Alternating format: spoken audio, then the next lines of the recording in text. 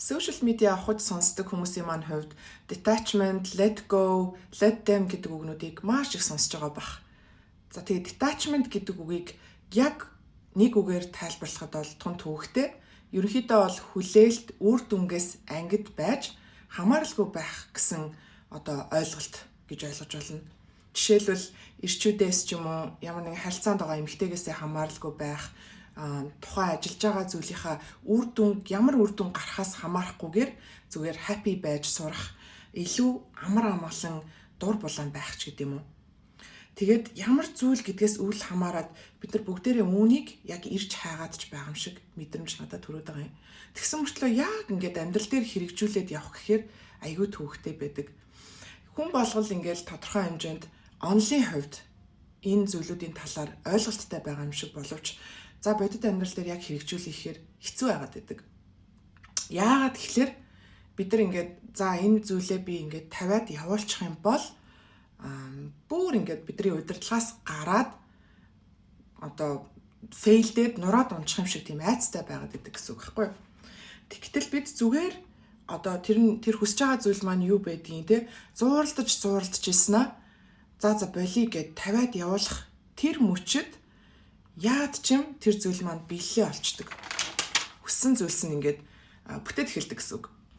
Миний амьдралд яг энэ байдлаар биелээ олсон олон жишээнүүд байдаг. Тэгээ та хэд ч гэсэн бодоод үзэх юм бол та нарт ч гэсэн байгаах. За яасан ч яах вэ? Болий гэл зүгээр орхичих үед ингээд ямар нэгэн зүйл чинь бүтчихдэг ч юм уу. Тэгээд энэ бол ингээд санамсаргүй юм шиг боловч бас яг үгүй байхгүй. Энийг би ингээд энэ видеогоор тайлбарлахыг хичээсэн гэсэн үг. Үр дүнгээс хит хамааралтай байх буюу attachment. За тэгээд хүсэл шунал буюу desire зэрэг нь амьдралдаа хүсэж байгаа зүйлсийг чинь амьдрал чинь ирэхэд хэрхэн нууцлагаар саад болдог вэ гэдэг талаар тайлбарлахыг хичээлээ. За тэгээ хоёрдугаарт болохоор үр дүн хүлээлтээс ангид байх нь маш их хүч чадал юм аа. Тэгээд энэ нь итгэл үнэмшлийн хүч чадалтай яагаад ижил үр дүнг авчирдаг вэ гэдэг ойлголтыг бас тайлбарлахыг хичээлээ.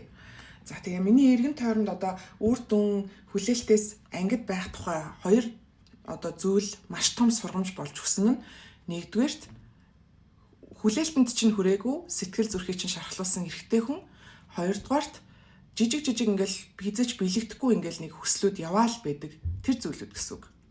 Тэгэхээр detachment буюу хүлээлтээс үр дүнгээс ангид байхыг ойлгохын тулд эхлээд attachment гэж юу юм бэ гэдгийг ойлгоё. Ярилцъя. Attachment гэхээр тухайн зүйлээс хит хамааралтай байх ойлголтыг хэлээд байгаа гэсэн үг. Тэгэхээр энэ хамааралтай байх ойлголтыг desire буюу хүсэлтэд тэнцвүүлж авч үзье л да. Өөрөөр хэлбэл энэ нь ингээд маш гүн хүсэл шунал те би энэ зүйлийг хүсэж байна, би маш их хорхоосч байна, энэ зүйл надад хэрэгтэй байна гэсэн мэдрэмжүүдийг хэлээд байгаа гэсэн үг. Тэгвэл яагаад хүчтэй хүсэх үед хүссэн зүйлээ хүлээн авах энергийн төлөвт байж чаддгүй юм бэ? David Hawkins гэдэг хүний Map of Consciousness гэдэг юм чарт байгаа. Доош харсан гурвалжин хэлбэртэй эмоцийн чарт та бүхэн мэдчихэл байгаах. Ерөнхийдөө сэтгэл мэдрэмж чинь ямар төвшөнд байна? Тэгээд тэр хэмжээгээр хэрэг долгион чичиргийг цацруулж ийна гэсэн энэ чарт гэхгүй юу? За тэгээд ингээ харах юм бол доод хэсгээсээ айдас, ичхүүр, гим зэмтэй байдал зэргийн чичиргийг ялгаруулж байгаа бол дээшээ явах тусмаа хайр, амар амгалан, аз жаргал гэх мэт зүйлсийн чичиргээ явж ийна гэсэн үг. Тэгээд маш сайн анхаарал үзэх юм бол хүсэл буюу desire дундаас доогоор төвшөнд байгаа. Өөрөөр хэлбэл маш бага тийм чичиргээ хэлбэлцэлтэй зүйл гэсэн үг. Яг хүсэл гэдгийг desire-ыг эмоц гэхэд хэцүү. Гэхдээ бол энэ эмоцийн сэтгэл мэдрэмжийн чартан дээр уур уцаарын доогуур орж ийн гэсэн үг. Маш доогуур. Яагаад гэвэл яг үнэндээ хүсэл буюу desire-ийн гол цөмд нь би энэ зүйлээр дутагдж байна. Надад энэ зүйл байхгүй байна гэсэн энерги орж идэг гэсэн үг. Амьдралдаа ямар нэг зүйлийг авчрахын тулд хүсэж байна, надад хэрэгтэй байна гэсэн мэдрэмжийг арилгах ёстой. Хүсээд дутагдаад яваа мэдрэмжээ толдоод байхаар одоо гадны ертөнц буюу 3D ертөнц дээр яг бодит зүйл болж майрар болох тэр зайг нь улам бүр холдуулаад идэг. Манифестингийн хуулиар бол одоо дотоод ертөнц чинь ямар долгион чичиргээ дээр байна, гадаад ертөнц чинь яг тэрийг толдож идэг гэдэг байхгүй юу? За тэгэхээр detachment гэж яг юу юм бэ? Хүмүүс ингээд амар олон янзаар тайлбарсан байдаг. Detaching одоо хамааралгүй байна гэхээр би ингээд бүр ингээд хүүтэн хүндий байх хэрэгтэй юм уу, тэ? Эсвэл бүр ингээд тоохгүй байгаал, тоохгүй дүр эсэх хэрэгтэй юм уу ч гэдэг юм уу? Эсвэл bad bitch шиг аашлал үргэлж тийм байх хэрэгтэй юм уу ч гэдэг юм уу? Миний хувьд болохоор detachment-ыг би зүгээр л маш энгийн нэг асуултан дээр л буулгаж хараад байгаа. Миний үнэхээр энэ хүсэж байгаа зүйл одоо энэ зүйлээ би авч чадахгүй бол би ирээдүйд өөрийгөө зүгээр байна гэж итгэж байна уу гэж. Би хүсэхгүйдээ биш. Авч чадахгүй бол би ингээд сүрээд бүр ингээд одоо нураад унчих уу те. Миний энэ үнэхээр надад чухал гэж санагдаад байгаа зүйлийг хүсэж байгаа энэ зүйлээ би авч үр дүнд хүрч чадахгүй бол одоо сэтгэл зүйн гүн савлгаанд өртөөд би ингээ хинч биш болчихоо. Мэдээж ингээл хүссэн зүйлээ авч чадахгүй бол ингээ баг зэргийн хэмжээнд сэтгэл гонсоохлах. Гэхдээ би зүгээр байна гэдгийг мэдж байгаа байхгүй тий. Би сэтгэлээрээ, оюун санаагаараа, мэдрэмжээрээ би зүгээр байна. За окей. Одоо надад ирэх ёсгүй байсан байл үдэ ч гэдэг юм уу. Тэгээд таад ч гэсэн зүгээр байна гэдгийг мэдж байгаа. Тавьж явуулах гэдэг үгэнд дургуун хүмүүс байдаг. Итгээд үр дүнгийн араас хөөцөлдөж би энэ бүхнийг өөрийн болгоно гэж боддог ч юм уу. Guys, итгэл үнэмшил гэдэг бол үнэхээр хүчтэй зүйл. Өөртөө итгэх итгэлтэй бол маргаад ах хүн байхгүй бах. Мэдээж энэ өөртөө итгэх итгэл буюу одоо итгэл үнэмшил чинь байглаасаа та бүхэнд байдаг бол энэ ямар ч асуудал байхгүй.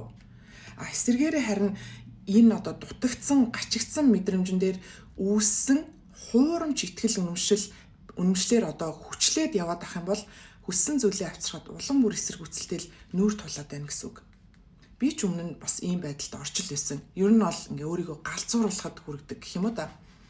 Тэгээд өнөөдрийн ярих хамгийн чухал point юу вэ гэхээр хүлээлтээс ангид хамааралгүй байх гэдэг нь өөрөө итгэл үнэмшил юм а гэж байгаа.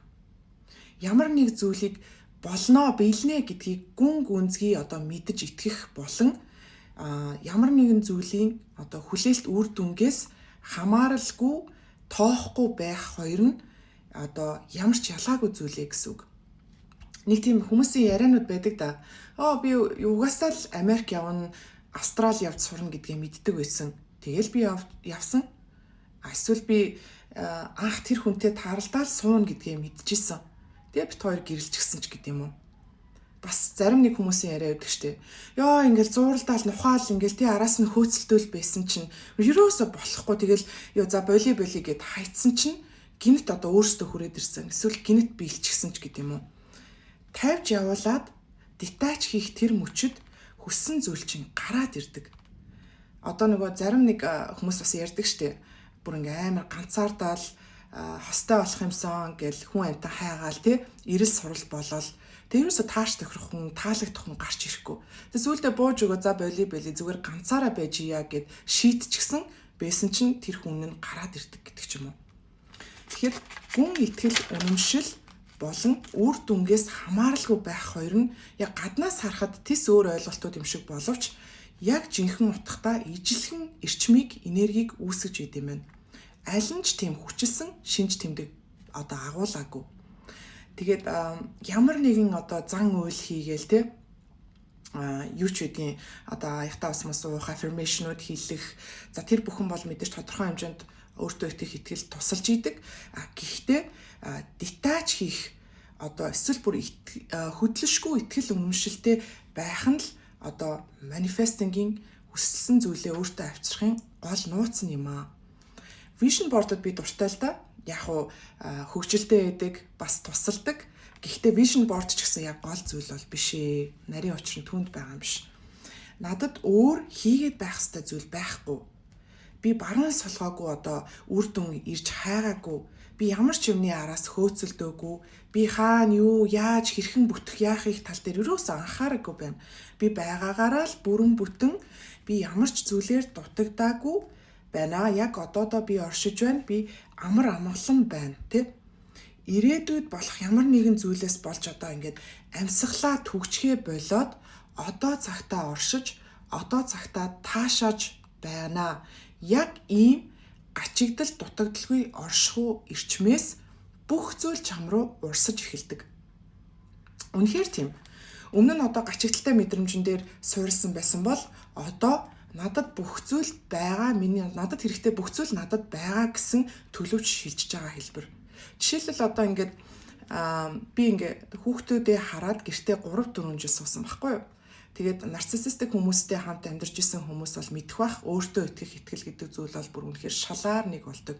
Дээрэс нь би нийгэм зах зээл одоо тий ажлын байрнаас холдоод 3-4 жил болчихсон тодорхой хэмжээнд одоо өөрийгөө зэвэрчгсэн гэж харж исэн гэсэн үг.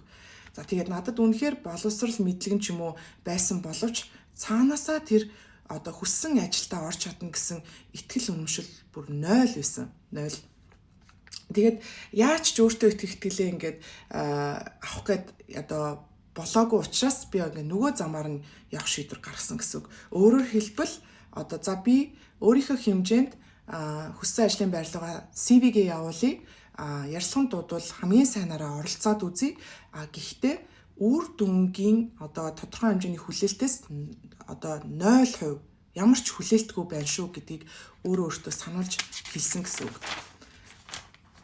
Юу ч хийхгүй одоо аргалаад сууна гэсэн үг биш шүү. Мэдээж хамгийн одоо байж болох хамгийн сайн CV-г явуулах, өөрийгөө хамгийн сайнаар одоо танилцуулж тэ ярих. За тэгэнгүүтээ эргээд тэр хүмүүс надад ямар хариу хэлэхээс үл хамааран би одоо ингээд 50 байна гэсэн үг. Мэдээж би тухайн үед бол detachment-ийн талаар ойлголт байгаагүй. Магадгүй энэ маань би өөрийгөө улам бүр сэтгэлээр гонсоолгох, цаашдаа одоо хөдлөх ямар нэгэн урам зориггүй болчих үдэ гэсэн одоо жоохон айцтай байсан учраас энэ замыг одоо detachment-ыг өөрөө ирэхгүй сонгочихсон байсан гэсэн үг. Гэтэл юу болсон гэж guys, би зүгээр анх явуулсан CV-гээ одоо анх явуулсан тэр компаниасаа шууд тухайн өдрөө дуудлага аваад тэгээд дараагийн хэд хэдэн өдөр 3 шатны ярилцсанд ороод тэгээ хүссэн ажлын байр болох одоо ахлах менежерийн ажлын байрандаа орцсон. Би бүр өөртөө итгэж чадаагүй. Тэгээд мэдээж яг нь 3-4 жил гэртээ суудсан хүн чинь гинт ажилд ороод тий маш их чаленжуудтай нүүр тулгарсан надад хэцүү үеуд бол байсан. Гэхдээ маш их зүйл сурч авсан.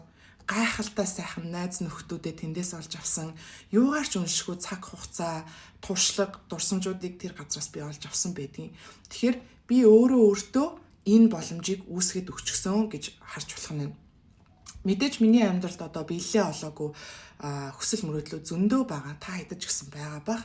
Зүгээр л гүн итгэл үнэмшлэр тэр хүслээ одоо өөртөө авчрах уу эсвэл зүгээр үр дүнгээс хамааралгүй байж байгаа тэр маань над дээр ирэх үү гэдэг дээр өөрөө өөрсдийнхээ нөхцөл байдлыг харж агаад шийдэх тухай ойлголт гэсэн үг.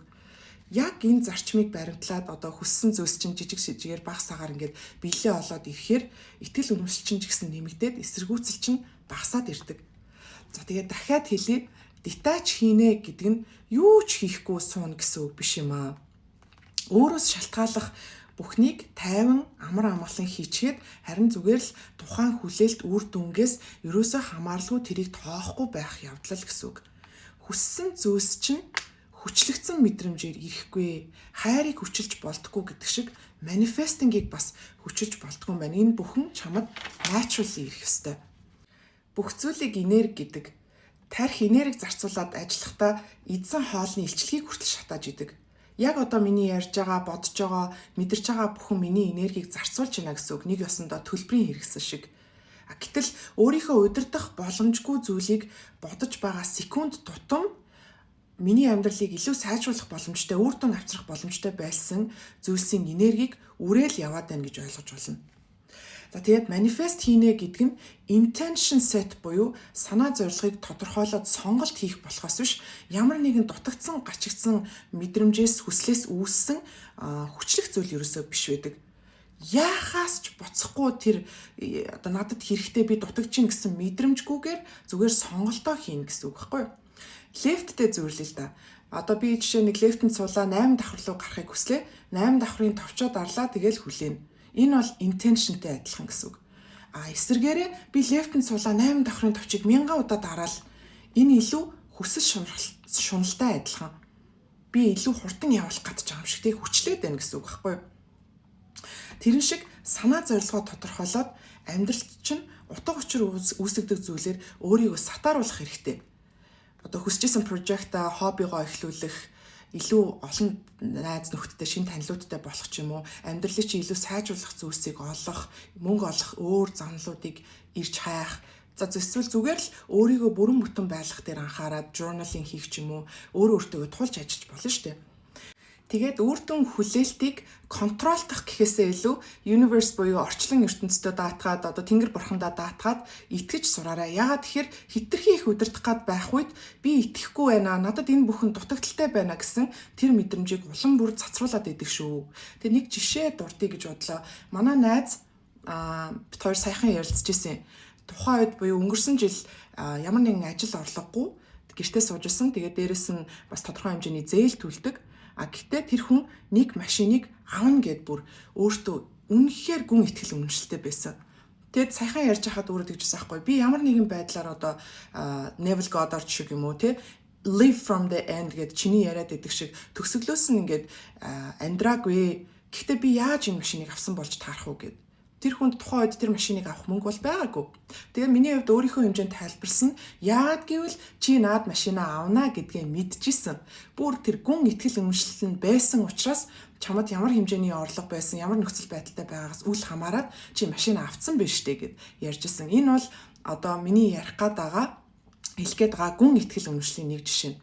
Нөгөө нь болохоор би яг journaling дэвтэр дээр ямар нэгэн exotic орн руу явах гэд бичсэн байсан. Тэгээ тэрийг мартцсан гэхүүд ерөнхийдөө ажил төрөл гэд. Тэгсэн чинь ажиллаар Латин Америкийн 2-3 орон орох боломж үүссэн. Тэгээд явчаад цөөн өдөө хоногоор ч гэсэн яваад ямархуу байдгийн яад гэдгийг үзчихэд ирсэн. Тэгээд тэрнийхээ дараа гайхсан л та. Нээрээ би чинь ийм юм биччихсэн байж тээ. Тэгээ энэ бол миний хувьд үр дүнгээс яаж гэдэг одоо тийм яахаас ч буцахгүй мэдрэмжгүйгээр зүгээр л миний амьдралд биелээ олсон манифестингийн нэг хэлбэр байсан гэх юм уу да. Тэгэхээр одоо яагаад хизээ гэдгээс үл хамааран одоо тийм мэдрэмжгүйгээр зорилтоо тодорхойлоод aligned actions буюу түүнийхээ төлөө тодорхой хэмжээний үйлдэлүүдийг аваад за тэгээ бусад зүйлийг нь ерөөсөө л мартах хэрэгтэй. Ямар нэгэн хяналт, контрол, хитрхи их хүсэл шуналгүйгээр зүгээр ингээд мартаад манифестинг хийгээд үзээрэй. За тэгээ өөрийнхөө хэмжээнд та бүхэнд аль болох чадлаараа тайлбарлалаа. Тодорхой хэмжээний ойлголт өгсөн байх гэж найдаж байна. Тэгээ намайг сонссонд баярлалаа. Та бүхэндээ амжилт хүсье.